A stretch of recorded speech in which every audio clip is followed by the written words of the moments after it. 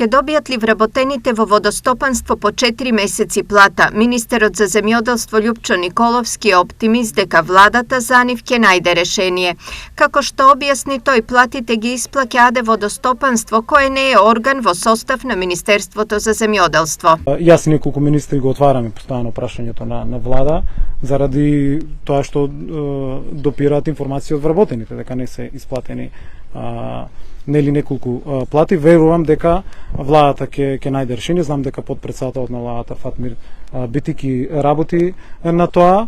Второ, капиталните инвестиции ние го поддржуваме АД водостопанство во санирањето на целокупната мрежа и одржувањето преку сите нивни потреби кои што се вградени во нашата програма за рурален развој. Вработените во Кочанската поддружница на водостопанство во 2 наврата излегуваа на протести барајќи си ги за останатите плати.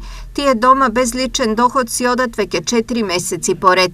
При последниот протест од водостопанство беше кажано дека се работи на суштински реформи, кои меѓу другото ќе понудат решение и за начинот на исплата на платите. Со идентична информација денес излезе и министерот Николовски, кој истакна дека уште во 2018 година Министерството добило грант од ЕУ за реорганизирање на водостопанство. Тој ИПА проект е готов и во најскоро време на владата ќе биде предложен модел на реорганизирање кој што е наше барање до Европската унија, обезбедено финансирање и верувам дека финалните документи и предлози владата не задолжи да ги доставиме и да во форма на информација ја информираме владата и натака да започне постапката. Во сите поддружници на водостопанство има околу 500 вработени, од кои 100 се во Кочани, Берово и Свети Николе.